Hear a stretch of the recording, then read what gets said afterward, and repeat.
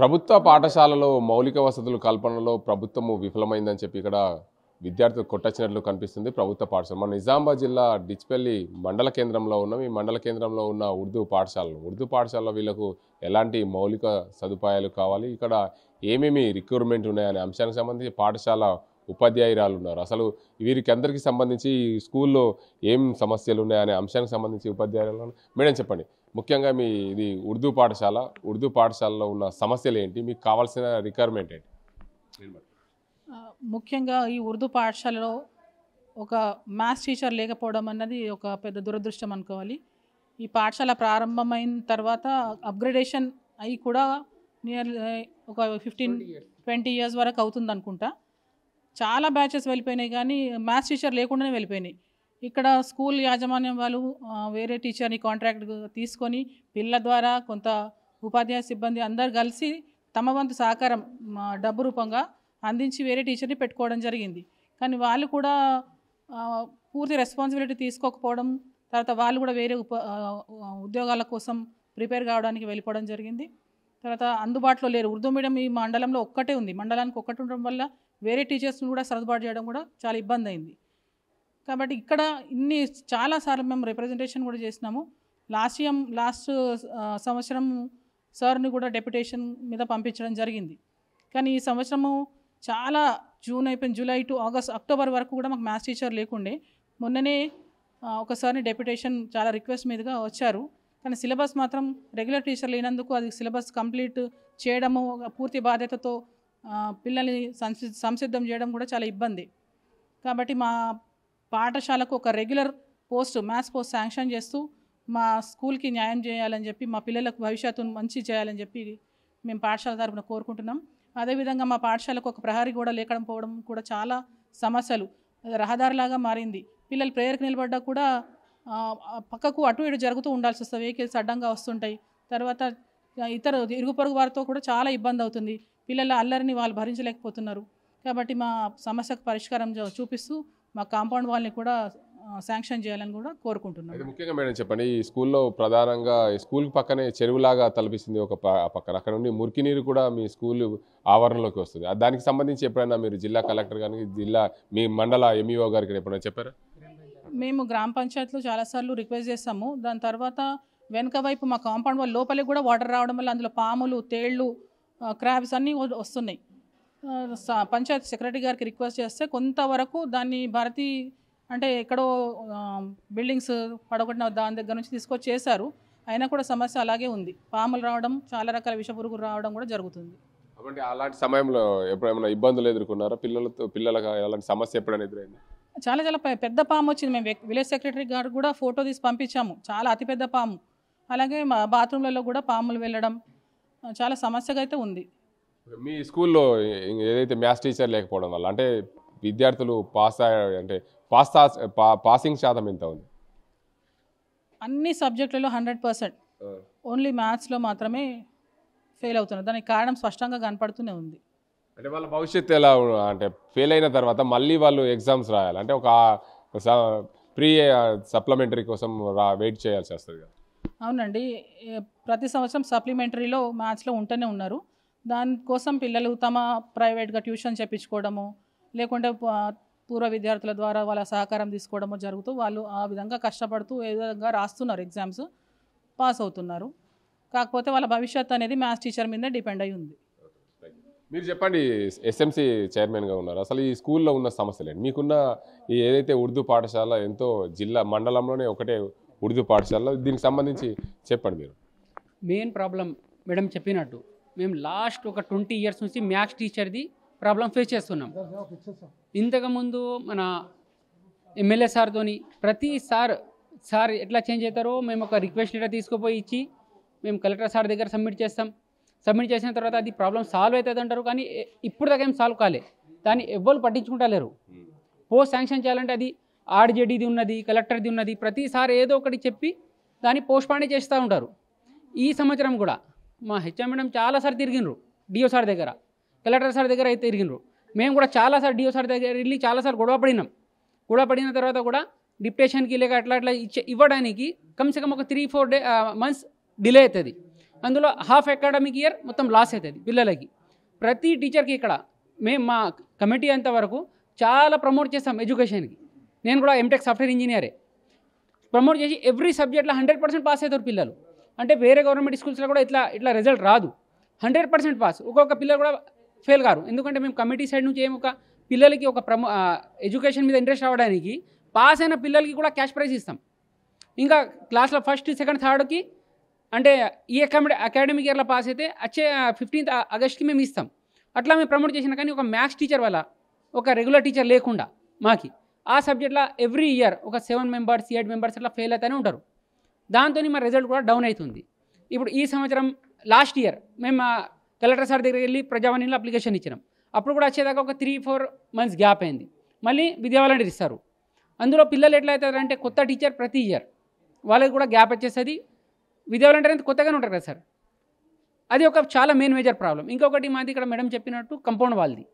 Compound wall already మాకు amount ఇంతకు sanction అయింది. 3 సైడ్ నుంచి అయింది. 4 సైడ్ కాకుండా కాంట్రాక్టర్ అది వదిలేసి వెళ్ళిపోయినారు. అది అంతే పెండింగ్ ఉన్నది. ఇప్పుడు ప్రేయర్ చేయడానికి ఒక రోడ్ లెక్క అయిపోయింది. ఇది పిల్లలు ప్రేయర్ చేస్తూ ఉంటారు. ఎవరు బండి తీసుకొని ఈ కార్ తీసుకున్నట్టు వెళ్ళిపోతే మొత్తం పిల్లలు జరిగిపోవాలా. మళ్ళీ గేమ్స్ కోసం కూడా ఆడేటప్పుడు కూడా ప్రాబ్లం అవుతుంది. అది కంపౌండ్ వాల్ కంపల్సరీ కట్టియాలి సార్. అది ఎందుకంటే గర్ల్స్ స్కూల్ ఉన్నది. ఇది అయితే ముఖ్యంగా ఈ గర్ల్స్ స్కూల్లో, ఉర్దూ పాఠశాల గర్ల్స్ స్కూల్లో ఉన్న సమస్యలు ఈ కాంపౌండ్ వాళ్ళు, అదేవిధంగా మ్యాథ్స్ టీచర్ కాకుండా ఇంకేం సమస్యలు అంటే మధ్యాహ్న భోజనానికి సంబంధించి ఆ భోజన కిచెన్ సెట్ కానీ బాత్రూమ్స్ కానీ వాటి సమస్యలు ఏమున్నాయి సార్? ఎప్పుడు ఏం శాంక్షన్ అయినా, కిచెన్ సెట్ శాంక్షన్ అయినా, ఏమొక శాంక్షన్ అయినా కంట్రాక్టర్ వచ్చి పని చేస్తే ఇంజనీర్ సపోర్ట్తో ఏం చేసినా అది ఇన్కంప్లీట్ వర్క్ చేసేస్తారు సార్. ఇది బిల్డింగే ఉన్నది, బిల్డింగ్లో పర్ఫెక్ట్ ఉన్నది పని అని. ఇందులో ఈ ఒక రూమ్, స్పోర్ట్స్ రూమ్ అని ఉంది, అందులోనే కిచెన్ సెట్ నడుస్తుంది. ఇప్పుడు కిచెన్ సెట్ తయారైంది. అది మొన్న కూడా కలెక్టర్ సార్ నుంచి మాకు తెలిసిన కాడికి 8,50,000 దాకా ఫండ్ శాంక్షన్ అయినాయి. అందులో వచ్చి మొత్తం ఇంజనీర్ సార్ మొత్తం చూసి ఏది కావాలో మాకు అడిగి రాసుకున్నారు. కానీ ఏ వర్క్ కూడా మొత్తం కంప్లీట్ కాలేదు. మేము ఎంత ఫోన్ చేసినా నేను బిజీ ఉన్నా అని ఫోన్ లేపట్లేదు.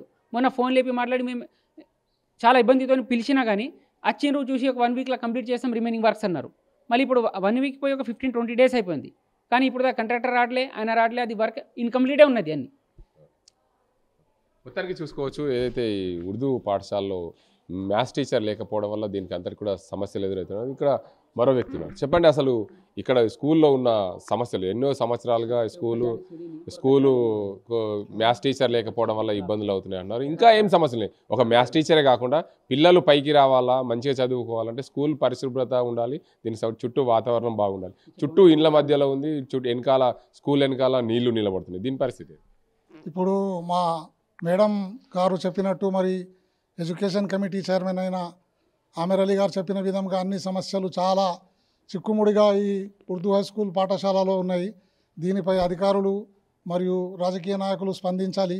ముఖ్యంగా ఈ పాఠశాలను చాలా గౌరవనీయ పెద్దలు మా అఫ్సర్ అలీ గారు మరియు ఇతర రాజకీయ నాయకులైనటి వాళ్ళు చాలాసార్లు దీని అభివృద్ధి కోసం, పాఠశాల అభివృద్ధి కోసం, ఇక్కడ ఉన్న సమస్యలు ఏంది? మీకు ఉన్న సమస్యలు చెప్పండి ఫస్ట్.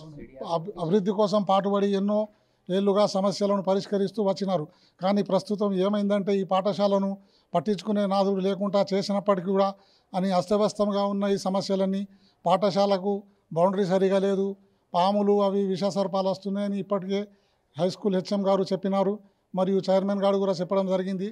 ముఖ్యంగా మా చెత్తు పాఠశాల ఆవరణ పైభాగంలో పలుగులు వచ్చి నీరు కారుట వలన పిల్లలకు, విద్యార్థులకు చాలా సమస్యలు అవుతున్నాయి. విద్యార్థులు కాబోయే భావిత పౌరులు, వాళ్లకు సమస్యలు అన్నీ ఉంటే విద్యార్థులు సమస్యను పరిష్కారాలు కాకుండా వాళ్ళు పాఠశాల అభివృద్ధి గురించి ఆలోచిస్తూ వారి సమస్యలను చేయాలని ఎన్నోసార్లు విజ్ఞప్తులు చేసినారు.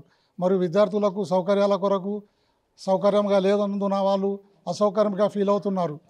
అవి కావాల్సిన వారు మనకు విద్యార్థులే భారత పౌరులు, వాళ్ళే రాజకీయ నాయకులు కూడా మారుతారు, వాళ్ళే ఇంజనీరు, డాక్టర్లు అవుతారు. కావున వాళ్లకు మనం మంచి తోవను చూపించే మంచి అభివృద్ధి చేయాలని నా యొక్క కోరిక. మొత్తానికి చూసుకోవచ్చు. చెప్పండి, మీరు చెప్పండి సార్. ఇది మొన్న ఫండ్స్ శాంక్షన్ అయినాయి. మేము ఇంజనీర్ సార్తో అడిగితే ఆ ఫండ్స్లో ఈ పని కవర్ కాదు, ఆ పని కవర్ కాదు అన్నట్టు ఆయనకి ఇష్టం వచ్చినట్టే పని చేస్తున్నారు. మెయిన్ ఇంపార్టెంట్ బ్లాక్ బోర్డ్స్ ఉన్నాయి సార్. బ్లాక్ బోర్డ్స్ అంటే ఒక 10-12 ఇయర్స్ అయిపోయింది అది చేసి. ఇప్పుడు దానిపైన చాక్తో రాస్తే సరిగా రాయట్లేదు. ఆ బ్లాక్ బోర్డ్స్ని మళ్ళీ సరిగా చేయండి అంటే అది అందులో ఫండ్స్లో కావు, 8,50,000 అది కవర్ కావు అంటున్నారు.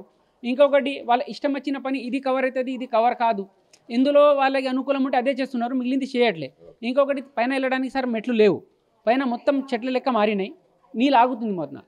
మేము అది గ్రామ పంచాయతీలో చెప్పినాం, వెనక అది నీళ్ళు ఆగిన అక్కడ మోరం మెప్పియండి, కొంచెం లెవెల్ చెప్పియండి అంటే అది కూడా చెప్పి చాలా ఇప్పుడు దాకా ఒక 20-25 టైమ్స్ చెప్పినాం. కానీ అది గ్రామ పంచాయతీ నుంచి కూడా మాకు సరిగా సపోర్ట్ దొరకట్లేదు.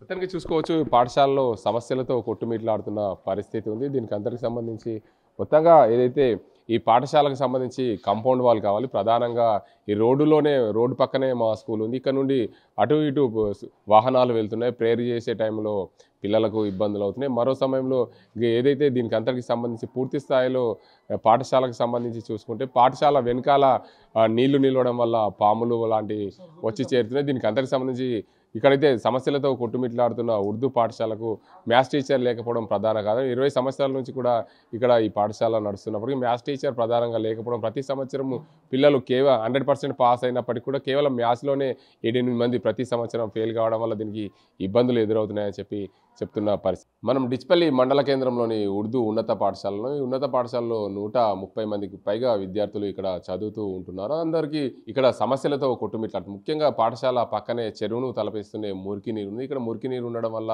ప్రతిరోజు పిల్లలకు దుర్వాసన వచ్చి ఇబ్బందులు పడుతున్న పరిస్థితి. మరోవైపు స్కూల్లో ఉన్న సమస్యలపై విద్యార్థులతో అడిగి తెలుసుకుందాం. అసలు ముఖ్యంగా ఈ పాఠశాలలో వారికి ఉన్న సమస్యలు ఏంటి? ప్రతిరోజు ఉదయం రాగానే ప్రేయర్ చేయాలి, ప్రేయర్ చేసిన అనంతరం పైకి స్కూల్లోకి రావాలి, మధ్యాహ్న భోజనం లాంటి ఇక్కడ సమస్యలు కొట్టుమిట్లాడుతున్నాయి. దీనికి అంతకు సంబంధించి పాఠశాలకు ప్రహారీ గోడ లేకపోవడం వల్ల 3 దిక్కుల ప్రహారీ గోడ ఉండడం, మొదటి స్కూల్కు ముందు భాగంలో ప్రహారీ గోడ లేకపోవడం, ప్రధాన రహదారి దాని వెంటనే వాహనాలు వెళ్తూ పోతూ ఉంటాయి. దానివల్ల ప్రార్థన చేసే సమయంలో కానీ గేమ్స్ ఆడే సమయంలో కానీ చాలా ఇబ్బందులు పెడుతున్నారని చెప్పి ఇక్కడ ఏదైతే ఎస్ఎంసీ కమిటీ వాపోతుంది. అందరికి సంబంధించి పిల్లలు ఉన్నారు, అసలు వారికి ఉన్న సమస్యలు ఏంటి వారిని అడిగి తెలుసుకుందాం. ముఖ్యంగా చెప్పండి, మీకున్న సమస్యలు ఏంటి? ఇక్కడ పాఠశాల ఆవరణలో ప్రతిరోజు 130 మందికి పైగా విద్యార్థులు అందరూ కూడా ఇక్కడ ప్రేయర్ చేసే సమయం కానీ మిగతా మధ్యాహ్న భోజన సమయం కానీ స్కూల్ పక్కనే ఉన్న మురికి నీరుతో ఏమి ఇబ్బందులు ఉన్నాయి? మాకు ముందుగా మ్యాథ్స్ సబ్జెక్ట్ లేదు, 10th క్లాస్లో కూడా లేదు. మా స్కూల్లో మ్యాథ్స్ పోస్ట్ లేదు. మ్యాథ్స్ పోస్ట్ శాంక్షన్ చేయాలా మాకు.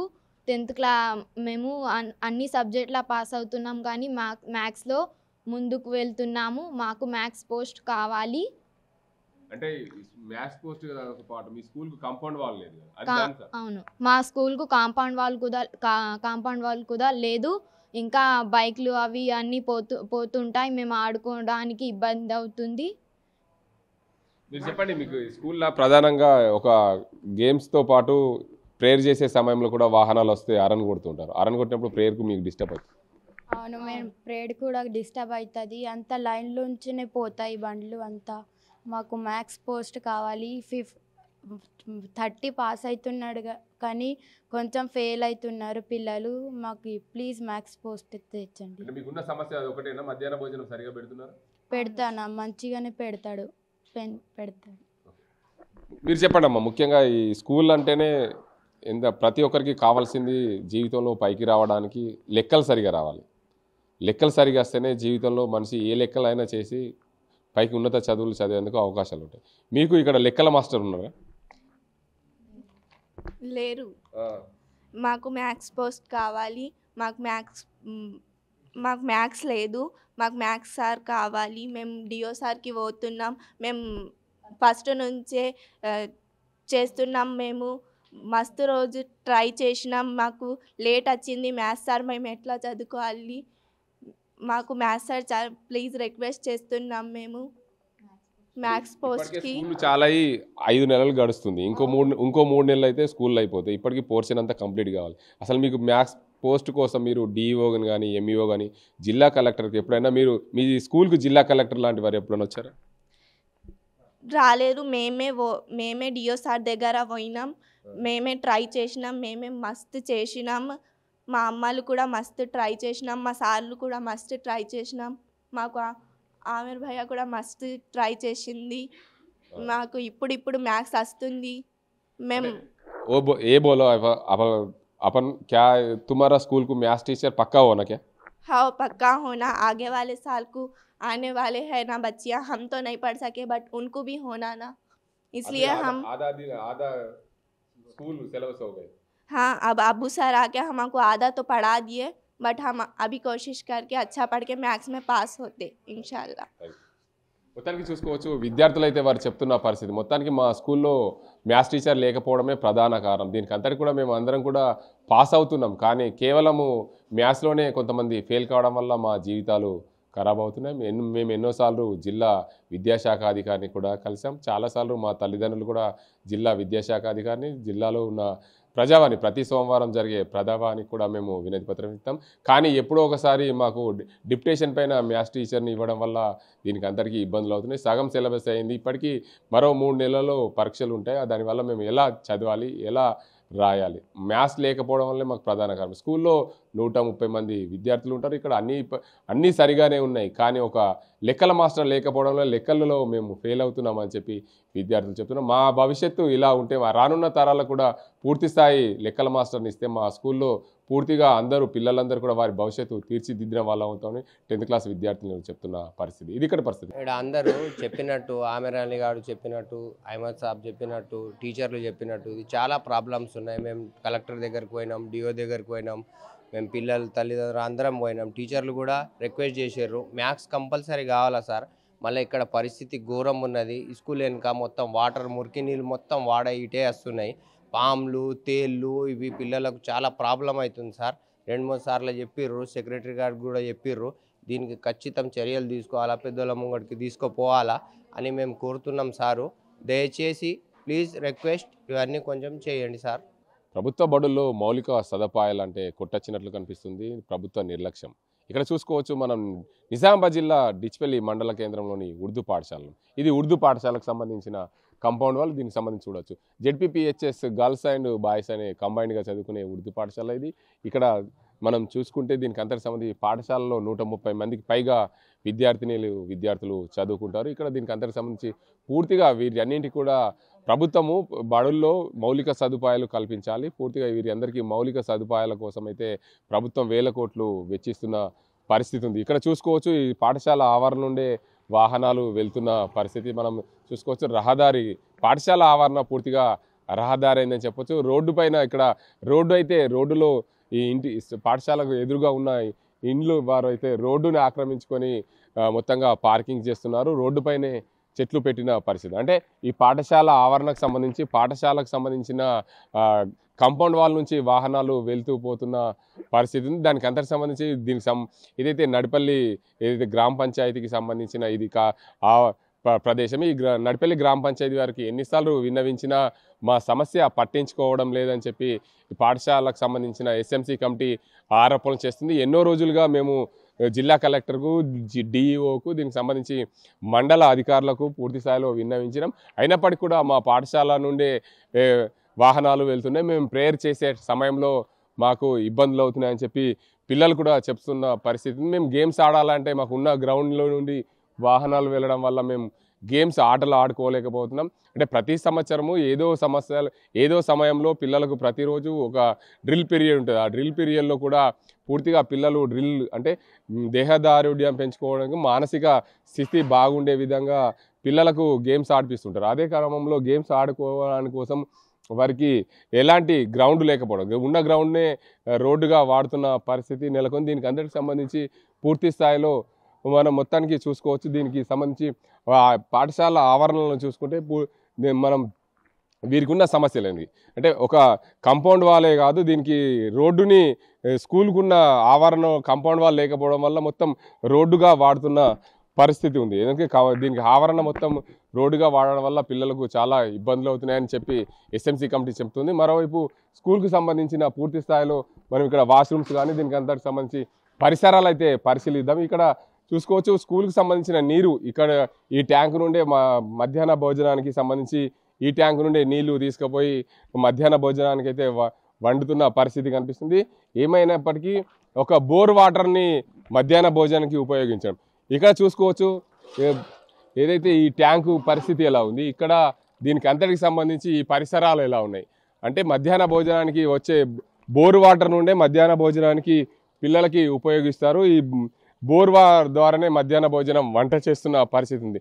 ప్రభుత్వం ఎన్నో రోజులుగా స్వచ్ఛమైన నీరు ఫిల్టర్ వాటర్తో భోజనాలు చేయాలని చెప్తుంది. కానీ ఇక్కడ బోర్ వాటర్తో మధ్యాహ్న భోజనం వండుతున్న పరిస్థితి ఉంది. దాంతోపాటు ఇక్కడ గత ఏడాది ఏదైతే స్కూల్లో మౌలిక వసతులు కల్పన దిశగా ఇక్కడ 4.5 లక్షలు వచ్చాయి. 4.5 లక్షలు కేవలం ఇంతే ఈ ట్యాబులు పెట్టి కింద దీనికి అంతకు సంబంధించి టైల్స్ వేశారు తప్ప ఎక్కడ కూడా మాకు మౌలిక వసతులు పూర్తి స్థాయిలో కల్పించలేదని చెప్తున్నారు. దీనికి అందరికి సంబంధించి పూర్తి స్థాయిలో ఏదేమైనప్పటికీ ప్రభుత్వము మౌలిక వసతులు, పాఠశాల పరిసరాలు, పరిశుభ్రత అనే అంశానికి సంబంధించి చూసుకుంటే పాఠశాల ఆవరణ అయితే పరిశుభ్రంగా లేదని చెప్పుకోవచ్చు. దీనికి అందరికీ కూడా మొత్తంగా పాఠశాల చుట్టుపక్కల మురికి నీరుతో నిండుకున్న పరిస్థితి కనిపిస్తుంది. మరోవైపు మధ్యాహ్న భోజనంకి సంబంధించి చూసుకుంటే మధ్యాహ్న భోజనానికి సంబంధించిన షెడ్డును అయితే నిర్మించారు, బాగానే ఉంది. షెడ్డులో ఇక్కడ మధ్యాహ్న భోజనం వండడం లేదు. ఎందుకంటే ఈ మధ్యాహ్న భోజనానికి సంబంధించిన షెడ్డు నిర్మాణం పూర్తి స్థాయిలో పూర్తి కాలేదు. దీనిలో చూసుకోవచ్చు దీనికి అందరికి సంబంధించి ఇక్కడ ఎలా ఉంది మధ్యాహ్న భోజనానికి సంబంధించిన షెడ్డు ఎంత చెత్తగా ఉందంటే మనం అర్థం చేసుకోవచ్చు. దీనిలో మధ్యాహ్న భోజనం నిర్వహించకుండా పాఠశాల గదిలో స్పోర్ట్స్ గదిలో మధ్యాహ్న భోజనం నిర్వహిస్తున్నామని చెప్పి మధ్యాహ్న భోజనం నిర్వహణ చెప్తున్నారు. మరోవైపు చూసుకోవచ్చు ఇక్కడ స్కూల్ ఆవరణలో ఆవరణ సమీపంలో పూర్తిగా మురికి నీరు ఉంది. ఏదైతే డిచ్పల్లి మండల కేంద్రానికి సంబంధించిన రైల్వే స్టేషన్ ప్రాంతం నుండి ఇక్కడ ఆర్మూర్కి వెళ్ళే రహదారి గుండా పక్కనే స్కూల్ ఉంది. ఈ స్కూల్కి సంబంధించి చూసుకోవచ్చు ఇక్కడే చెత్త వేస్తారు.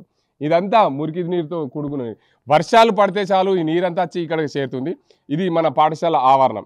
పాఠశాల ఆవరణలో పూర్తిగా మురికి నీరు వచ్చి చేరింది. దీనివల్ల దోమలు వచ్చి చేరుతూ ఉంటాయి. మధ్యాహ్నం పూటనే అత్యధికంగా మలేరియా జ్వరాలు రావడానికి మధ్యాహ్నం కుట్టిన ఫినోలెక్స్ దోమల వల్లనే మలేరియా వ్యాధి వ్యాపిస్తుంది. అందువల్లనే చూసుకోవచ్చు మధ్యాహ్నం పూటనే మలేరియా రావడానికి ఆస్కారం ఉంది. కాబట్టి పిల్లలు చదువుకునే సమయం మధ్యాహ్నమే. అంటే స్కూల్లో ఉదయం 9 గంటల నుండి సాయంత్రం 4:30 గంటల వరకు స్కూల్లో ఉంటారు. ఆ సమయంలో దోమ కాటేస్తే మలేరియా బారిన జ్వరాల బారిన పడుతుంటారు. అందువల్లనే ఈ స్కూల్ ఆవరణలో కూడా పూర్తిగా నీళ్లు నిండిన పరిస్థితి నెలకొంది. ఏదేమైనప్పటికీ ప్రభుత్వము పూర్తి స్థాయిలో మౌలిక వసతులు కల్పించే దిశగా పూర్తిగా పిల్లలకు ఆరోగ్యంగా ఉండే దిశగా అన్ని రకాల సౌకర్యాలు కల్పిస్తున్నప్పటికీ కూడా ఇక్కడ ఉండే యాజమాన్యమే కావచ్చు, దీనికి సంబంధించిన కాంట్రాక్టర్ల నిర్లక్ష్యమే కావచ్చు, పూర్తి స్థాయిలో దీనికి అంతటికి సంబంధించి ఏదైతే నిర్వహణ సరిగా చేయకపోవడమే దీనికి ప్రధాన కారణమనే మనం చూసుకోవచ్చు. ఇంకోవైపు స్కూల్లో ప్రధానంగా పిల్లలకు 130 మంది విద్యార్థులకు మధ్యాహ్న భోజనం ప్రభుత్వం సౌకర్యం కల్పించింది. రాష్ట్ర వ్యాప్తంగా మధ్యాహ్న భోజనంలో బడుల్లో ఏదైతే మధ్యాహ్న భోజనానికి సంబంధించి ఎక్కడ కూడా ఏ పిల్లలకు కూడా ఇబ్బందులు కలగకుండా మంచి భోజనం అందించాలనే ప్రభుత్వ లక్ష్యం. అందులో భాగంగానే ఈ ప్రభుత్వ లక్ష్యాన్ని నీరుగార్చకుండా ఇక్కడ జిల్లా కలెక్టర్లు కానీ, జిల్లాకు సంబంధించిన అధికారులు కానీ, విద్యాశాఖ అధికారులు కానీ పూర్తి స్థాయిలో అన్ని పర్యవేక్షణ చేయాలి. కానీ పర్యవేక్షణ లోపమే ఈ స్కూల్లో కొట్టొచ్చినట్లు కనిపిస్తుంది. ఏదేమైనప్పటికీ మనం మొత్తంగా చూసుకోవచ్చు మధ్యాహ్న భోజనానికి సంబంధించి అక్కడ షెడ్ అయితే కట్టారు, దాన్ని నిర్వహణ మర్చారు. ఆ నిర్వహణ మర్చిన దాని పక్కన ఈ మధ్యాహ్న భోజనానికి సంబంధించిన ఏదైతే స్కూల్లోనే ఒక స్పోర్ట్స్ గది ఉంటుంది. ఆ స్పోర్ట్స్ గదిలో మధ్యాహ్న భోజనం వండుతున్న పరిస్థితి మనం చూద్దాం. మధ్యాహ్న భోజనం రూమ్కు ఇక్కడ వారి కోసం అయితే మినరల్ వాటర్ ట్యాంక్ అయితే ఏర్పాటు చేశారు. కానీ ఆ ట్యాంక్ నుండి వాడుతున్న పరిస్థితి లేదు. మరోవైపు మధ్యాహ్న భోజనం ఇక్కడ చూసుకోవచ్చు ఈ పరిసరాలు ఈ ప్రాంతంలోనే చెత్తా చెదారంగా పడి ఉంది. దాని పక్కనే ఇక్కడ బియ్యం ఇక్కడ చూసుకోవచ్చు. ఇక్కడ ఇదే రూమ్లో స్టోర్ రూమ్గా కూడా వాడుతున్నారు. స్టోర్ రూమ్లోనే మధ్యాహ్న భోజనం ఇక్కడ చూడవచ్చు. మొత్తంగా ఎంత చెత్తా చెదారంగా ఉంది. ఇక్కడ పైన దీనికి సంబంధించి మనం చూద్దాం ఇక్కడ ఏమున్నాయి, ఈ మధ్యాహ్న భోజనం నిర్వాహకులు ఏం చేస్తున్నారు. ఇక్కడ చూడొచ్చు ఈ మధ్యాహ్న భోజనం వండేటప్పుడు ఆలు ఉన్నాయి. అక్కడ పైన చెత్త పైన పెట్టిన పరిస్థితి ఉంది. దీన్ని చూసుకుంటే మనకు ఏమర్థమవుతుంది, మధ్యాహ్న భోజనం నిర్వహణ ఎలా సాగుతుంది అంటే ప్రభుత్వము పూర్తి స్థాయిలో మధ్యాహ్న భోజనం నిర్వహణ కోసం చేస్తున్నప్పటికీ ఈ స్టోర్ రూమ్లోనే మధ్యాహ్న భోజనం వంట చేస్తున్న పరిస్థితి నెలకొంది. మరోవైపు స్టోర్ రూమ్ పక్కనే చెత్తతో కూడిన నీరు, మురికి నీరు ఇక్కడే ఉంటుంది. దాని స్మెల్ ఈ రూమ్లోకే వస్తుంది. కానీ మధ్యాహ్న భోజనం నిర్వహణకు సంబంధించి పూర్తి స్థాయిలో ఇక్కడ చూడొచ్చు. పూర్తి స్థాయిలో ఇక్కడ మధ్యాహ్న భోజనం నిర్వహణకు అయితే ఒక స్టోర్ రూమ్లో మధ్యాహ్న భోజనం నిర్వహిస్తున్నారు, వంట చేస్తున్న పరిస్థితి నెలకొంది. ఇక్కడ చూడొచ్చు మనం ఇక్కడ ఈ కర్రీస్ అన్నీ వేశారు. మనమైతే ప్రయత్నం చేద్దాం. ఈ కూరలు అయితే పిల్లలకు మధ్యాహ్న భోజనానికి కోసం కర్రీస్ అయితే దీంట్లో వండుతున్న పరిస్థితి ఉంది. ఈరోజు మధ్యాహ్న భోజనానికి సంబంధించి ఆలు టమాటా దీంతోపాటు మిర్చీలు ఇవన్నీ కూడా వేసి మధ్యాహ్న భోజనానికి తయారు చేస్తున్న పరిస్థితి నెలకొంది. ఏదేమైనప్పటికీ ప్రభుత్వము పూర్తి స్థాయిలో మధ్యాహ్న భోజనానికి సంబంధించి ఎలాంటి సౌకర్యాలు కల్పిస్తున్నారు, వారికి ఎలాంటి ఇబ్బందులు ఉన్నాయనే అంశానికి సంబంధించి మనం పూర్తిగా క్షుణ్ణంగా తీసుకున్నాం. ప్రభుత్వము నిర్వహణ ఏదైతే జిల్లాలో ఉన్న ప్రభుత్వ పాఠశాల నిర్వహణ కోసం పూర్తిగా అధికారులు విఫలమయ్యారనే చెప్పచ్చు. మధ్యాహ్న భోజనం కానీ, జిల్లాలో ఉన్న పాఠశాలలో ప్రహారీ గోడలు కానీ, పాఠశాలలో ఉన్న చుట్టుపక్కల ఉన్న అపరిశుభ్రతను చూసుకుంటే కొట్టచ్చినట్లు కనిపిస్తుంది అధికారుల నిర్లక్ష్యం. ప్రభుత్వం ఎన్నో వేల కోట్లు వెచ్చిస్తుంది పిల్లల కోసం, ఎక్కడ కూడా ఇబ్బందులు కలగకుండా భోజన సదుపాయాలతో పాటు ప్రభుత్వ బడుల్లో అన్ని మౌలిక వసతులు కల్పించే దిశగా ప్రభుత్వం పనిచేస్తుంది. అధికారుల నిర్లక్ష్యం వల్లనే కొట్టొచ్చినట్లు ఇక్కడ ప్రభుత్వ బడుల్లో అధ్వానంగా ఉన్నాయని నిదర్శనమని చెప్పవచ్చు. మనం డిచ్పల్లిలోని ఉర్దూ పాఠశాలలో ఉన్నాం. మధ్యాహ్న భోజన కార్మికులు ఉన్నారు. వారు మధ్యాహ్న భోజనానికి సంబంధించి ఈ స్టోర్ రూమ్లో ఎందుకు నిర్వహించాల్సి వస్తుంది అంటే, మధ్యాహ్న భోజనానికి ప్రభుత్వము దీనికోసము ఒక వంటగది కూడా నిర్మించి ఇవ్వాలి. కానీ ఇక్కడ వంటగది నిర్మాణం అయితే జరిగింది, పూర్తి స్థాయిలో దాని ఉపయోగంలో రాలేదు. మధ్యాహ్న భోజన కార్మికులు ఉన్నాడు వారు చెప్పండి. ముఖ్యంగా ఈ నిజామాబాద్ జిల్లాలో అతి ముఖ్యమైనది ఉర్దూ పాఠశాల డిచ్పల్లి మండల కేంద్రం ఒకటే ఉంది. మండల కేంద్రంలో మండలానికి ఒక ఉర్దూ పాఠశాలలో అది ఒకటే ఉంది. ఇక్కడ 130 మంది పిల్లలకు భోజనం చేస్తారు. ఎందుకు మీకు రూమ్ మధ్యాహ్న భోజనానికి సంబంధించిన వంటగది లేదు? ఎందుకు అంటే అక్కడ మొన్న కట్టాడు సార్. మొన్న ఫుల్ వర్షం పడ్డది. అది వర్షం చేయబట్టి మొత్తం వర్షం రూమ్లో వెళ్ళిపోతుంది. అది కొద్దిగా డీప్లో ఉంది అది, అందుకని అందులో నీళ్ళు పోతుంది. అందుకని ఒక 4 రోజులు ఇట్లా చేసుకోమని మేడం ఇంటి మనకు ఇజాజత్ ఇస్తే ఇక్కడ వచ్చి చేస్తున్నాను అంతే. ఏమేమి కర్రీలు ఆడతారు? మన ఆలు టమాటా ఏమంటారు మిర్చి और जो है सो सेम की పల్లి కూరగాయలు, అది గోడి చిక్కుడుగాయ ఎప్పుడైనా అవసరం పడితే గోపిగడ్డ కూడా వాడతాం సార్. ఆలుగడ్డ మన కద్దు క్యా బోల్తే సొరకాయ కూడా వాడతాం సార్. అది ఎప్పుడెప్పుడు అంటే ఇంట్లో వాడము, మన పప్పులో మాత్రం సొరకాయ ఎప్పుడైనా ఒకసారి వాడతాము. డైలీ ఒకరోజు పప్పు, ఒకరోజు కర్రీ, గుడ్లు రోజు ఎట్లా ఉన్నది అట్లా వారంలో 3 సార్లు కంపల్సరీ ఇస్తాం. అంటే గుడ్లు వారంలో 3 సార్లు అంటున్నారు. గుడ్లకు అంటే ఖచ్చితంగా ధరలు ఎలా ఉన్నాయి? ఉన్నా కానీ ఇప్పుడు మా పిల్లలకి ఏంటంటే మా మేడం ఏమంటుందంటే ఆరోగ్యం మంచిగా ఉంటుంది, పిల్లలకు ఇయ్యుండ్రి మీరు, ఇలా కాకపోతే రేపు ఎట్లనే అవుతుంది కదా అన్నట్టు మేడం అనగానే సరే అని మేడంతో ఇది చేసి డిస్కస్ చేస్తున్నాం. ఎప్పుడైనా ఒకసారి మనం అరటి పండు పెడతాం సార్. ఎప్పుడైనా నెలకు ఒకసారి అయినా అరటి పండు పెడతాం. ఎక్కువ శాతం అయితే మన కోడిగుడ్డే వాడతాం. డైరెక్ట్ కోడిగుడ్లు ఖచ్చితంగా పెడతాం. కావాలంటే మన ఇప్పుడైతే 7 రూపాయల చిల్లర పైసలు అయిపోయింది. 5 రూపాయలు ఇస్తుంది. ఇక ఏం చేద్దాం, మా పిల్లలకు ఆ రకంగా ఉన్నది జిల్లాలో ఒకటే స్కూలు, మా పిల్లలు మంచిగా ఉండాలన్నట్టు మేము ఆ రకంగా చూస్తున్నాం అంతే సార్. ఇక డబ్బులు వస్తున్నాయి, ప్రభుత్వం నుంచి డబ్బులు వస్తున్నాయి. మొన్న పడ్డదని చెప్పారు. మొన్న కూడా ఒక నెల 10 దివసాల కింద కొన్ని పైసలు పడ్డాయి. ఇప్పుడు కూడా వస్తున్నాయని చెప్పినారు. ఒకసారికి అడిగితే ఎంఆర్పి అడిగితే అని ఏమన్నాడంటే ఒక 3-4 రోజుల్లో నీకు డబ్బులు మళ్ళీ వస్తున్నాయి కాజాబాయ్ అని అన్నాడు నా సార్. Right sir.